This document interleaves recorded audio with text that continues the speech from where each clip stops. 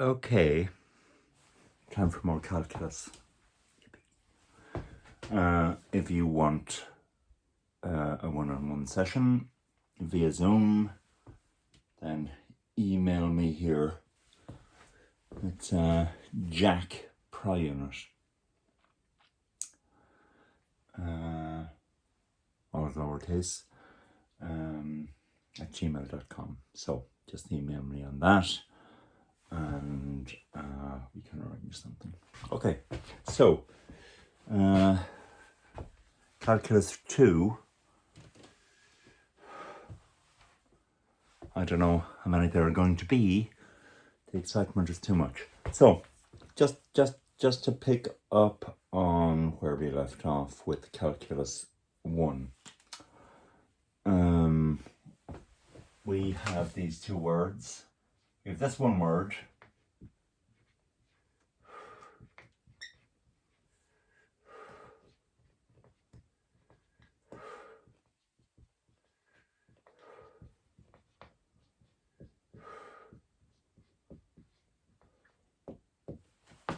takes ages to write it down. I don't know why that is.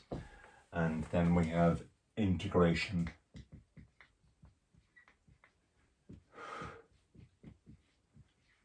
And remember that this is all about slope. And this is all about area.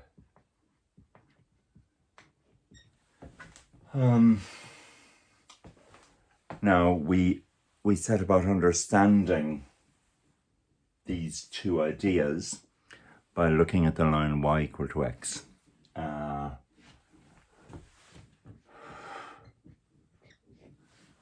And we saw that if we differentiated that, and the notation for differentiation is dy dx, it became 1, which is the slope of that line. Okay, so there's our x and y axis, if you like. And it goes up. Something like this. Okay, straight line. So the slope of this, in the case of this line, is 1, because for any point that we take on this line, this length here, we'll call it x, is the same as this length here, also x. And consequently the slope is x over x, which is 1. How do I know that this is x here? Because it's the line y equal to x. So if x is the x coordinate of this point, then according to my equation here, the y coordinate is the same. We can call it x, 0, 0 is here. 1, 1, if you like, and so on. And then, so the slope is 1, and if we integrate it, since the power here is 1, it becomes x squared over 2, like so. And we saw yesterday that that's the area here. The area under the curve, if you like, or under the line. So, okay, then we set about looking at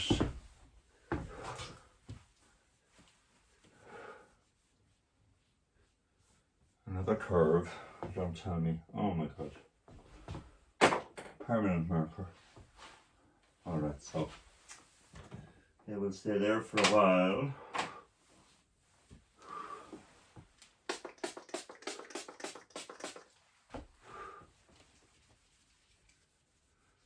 We need something stronger here. Alright. Okay.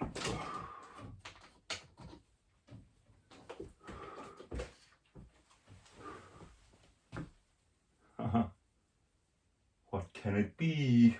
Uh-oh. For chemistry class. Okay. All right. So we then looked at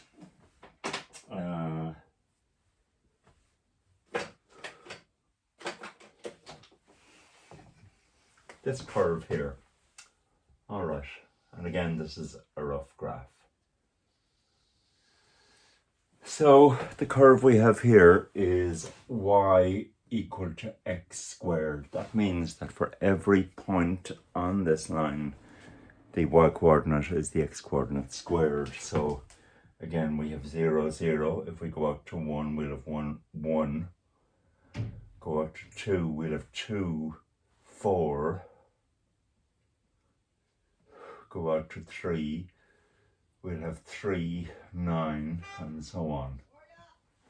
Okay, so, and the same is true over here. So if we go out to -1, -1 squared is 1. 1, 1 like that. -2 gives us -2, 4, since -2 squared is 4, and so on. And if we consider the idea of slope here, yeah, well, obviously it's not as straightforward because this line here keeps on changing slope. Okay, and we can look at it in a few different ways. But okay, so if I consider the rise and the run for different point progressions here, we can see that the triangle that we can draw is changing constantly. Okay, off up there. So as we move up along this curve, the rise over the run is changing as x changes. And so what we got to ask ourselves here is this. Is there any way that we can generate an expression which relates changing x to changing slope as we move around this curve? Okay, because we saw with this one here, slope doesn't change, and for all straight lines it doesn't change. It's the same everywhere in the line, whereas for this one here, that is not the case. Okay, so I'm just going to, as they say, differentiate this curve here from what we call first principles. Okay. We'll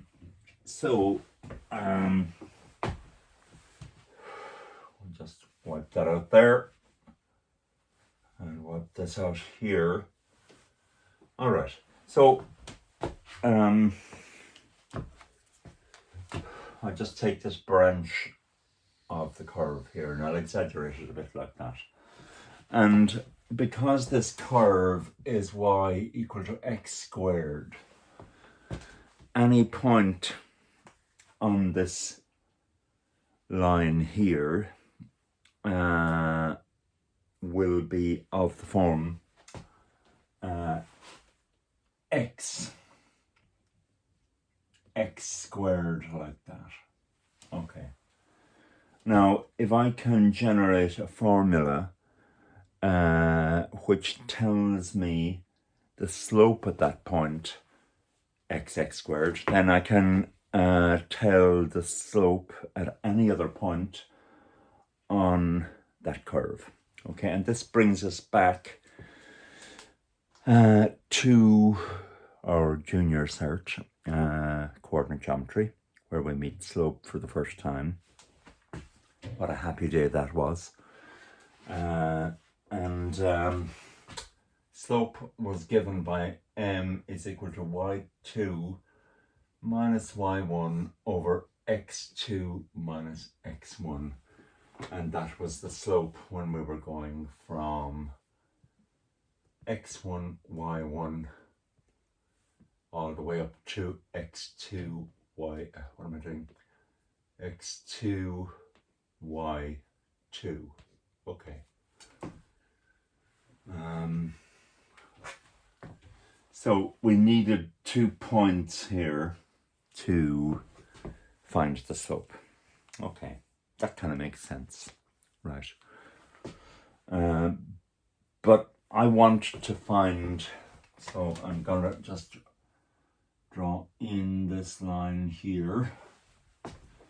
Kind of a dodgy line, I acknowledge, but a line nonetheless.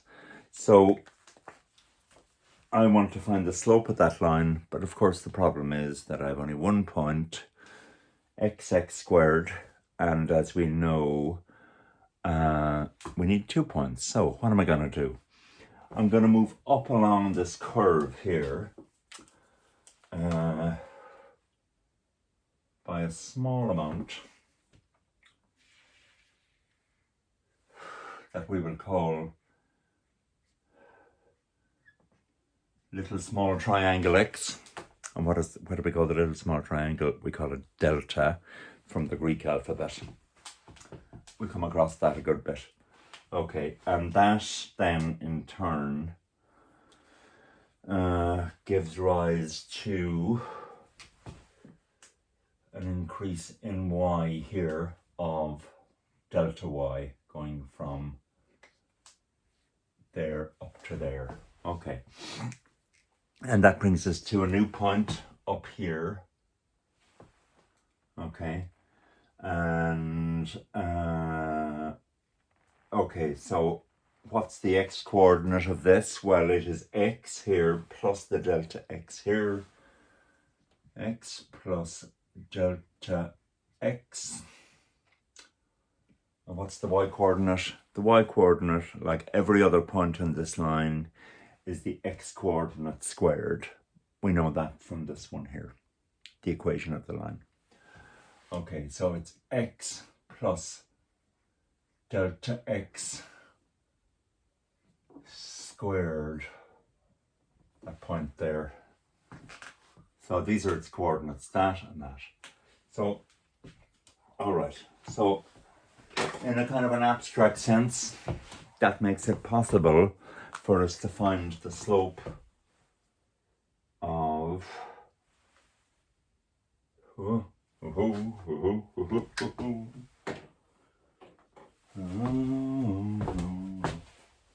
here we are with the black one. All right, so down like so. All right, again, that's a bit of a wobbly line, but you get the point. So I can't find the slope of the green line because I only have 1 point on it, but I can find the slope, albeit in a kind of an abstract way, of the black line because I have 2 points on it. And I'm going to say that the slope of the black line approximates to the slope of the green line because it's kind of close enough, we'll say. Okay, for now, it'll do us for now.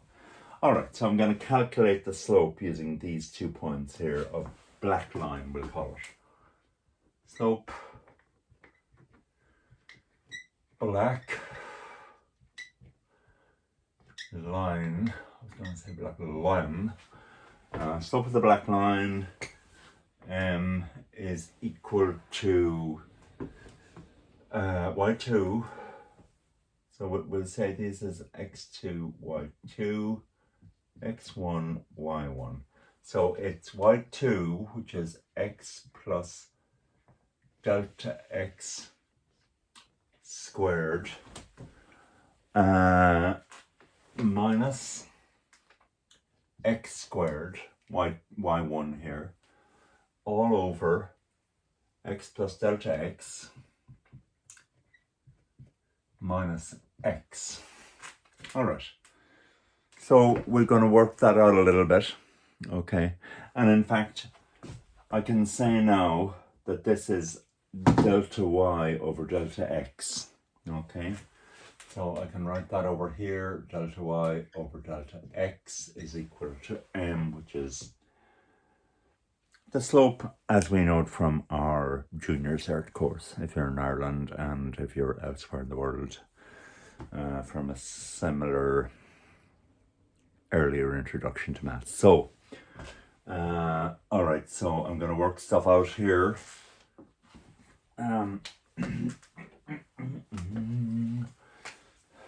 X minus x is 0, so we're left with delta x, and then above the line I'm going to work this out. So it will be x squared plus 2x delta x plus delta x squared, like so. Okay, minus x squared, and then under the line we have the delta x. Okay, and again we can see that that cancels with that, and we're left 2x delta x plus delta x squared over delta x. This cancels with this, and we're left with delta y over delta x. Delta y over delta x. Let me see where that will bring us. Delta y over delta x is equal to 2x plus delta x. All right. That's where we land. Now, we want to bring the slope of the black line as close as we can to the slope of the green line, and we can achieve that, as you will see here, by making delta x smaller and smaller. Okay, so if I called that, say we call that one A and that one B, so I can bring the slope of the black line here closer and closer to the slope of the green line, which is the one that I want. And we can do that by making delta x smaller and smaller, and delta y will get smaller and smaller as well. Okay, so we say then that what we call dy dx is equal to the limit lt, that word there, of delta y over delta x as delta x gets smaller and smaller, in other words, as it approaches 0. So this lad here will disappear altogether, go to 0, and lo and behold, we are left with 2x, like that. Okay, brilliant. So what does that mean? That is the slope of the green line.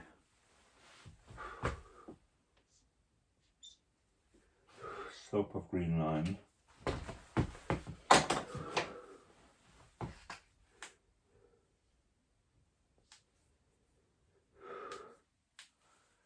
Slope of tangent line to this curve. Slope of tangent line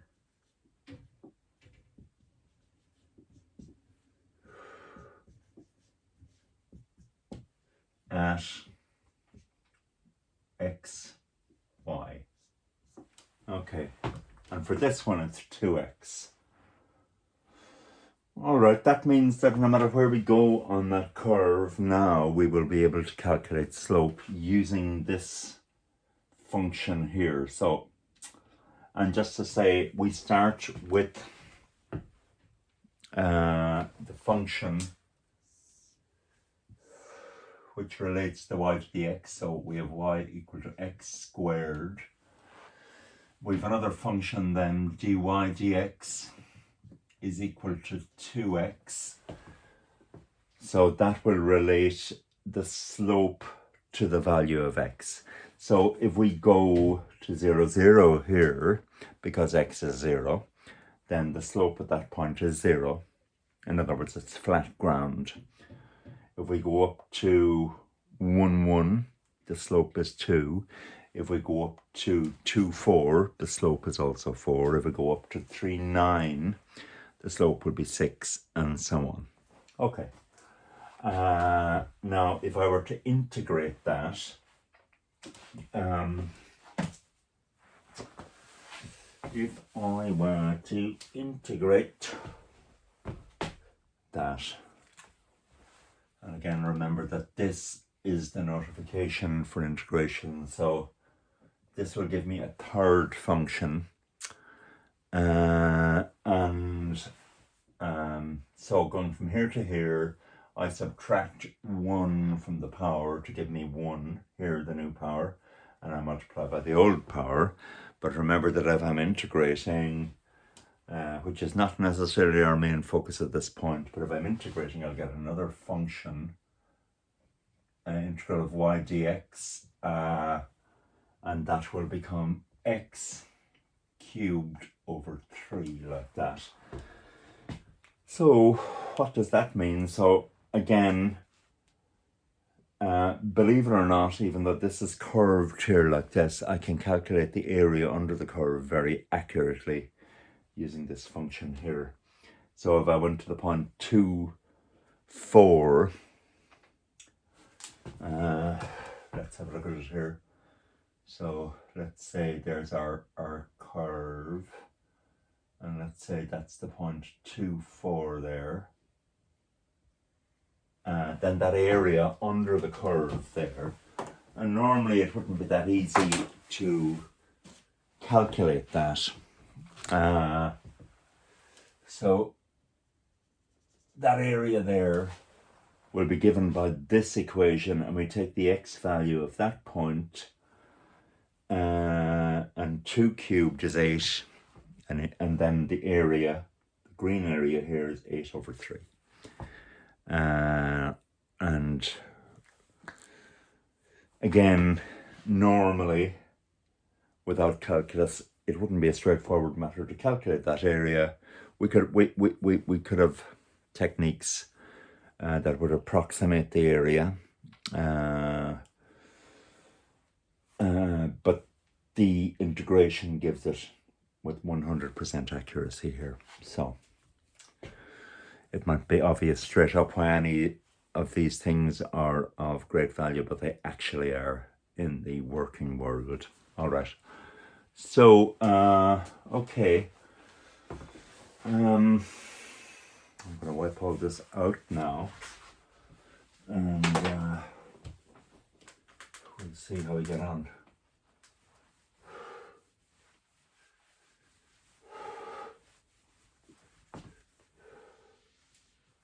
All right, so that is that.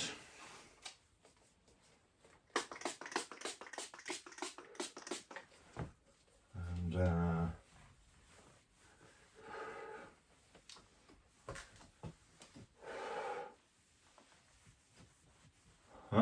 there we go. What the old, how did that sneak back in to proceedings?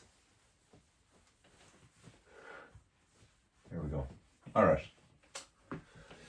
All right. So, just to basically finish up today, we see that y equal to x squared like that gives us dy dx, an expression for the slope. And this thing here is a kind of a fancy difference of the y's over difference of the x's. Okay. And that gives us 2x like that. Now I'm going to stick with differentiation for now. So anything else we take here, y equal to x cubed, also a curve, that will become, that will give us dy dx, 3x squared. So I subtract 1 from the old power, and I multiply by the old power to give us the new situation here. and there are a bunch of different curves we have to look at here, and they all follow the pattern y equal to x to the n. Yeah, x to the 2, x to the 3, x to the 4, while we're at it,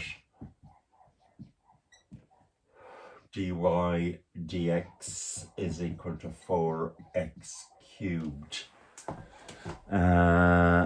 If we have y equal to 1 over x, we can write that as x to the minus 1. And if we differentiate that, we'll get minus x to the minus 2, like so. Okay. We can differentiate the square root of x. Y is equal to square root of x. We can write that as x to the half. Differentiate it, and we get dy dx equal to a half x by minus a half, or x to the power of minus a half, like that. Now if you go to your maths book, there are a bunch of problems that relate to this, and basically if we go to our tables here, we start off by doing problems which relate to the top formula there.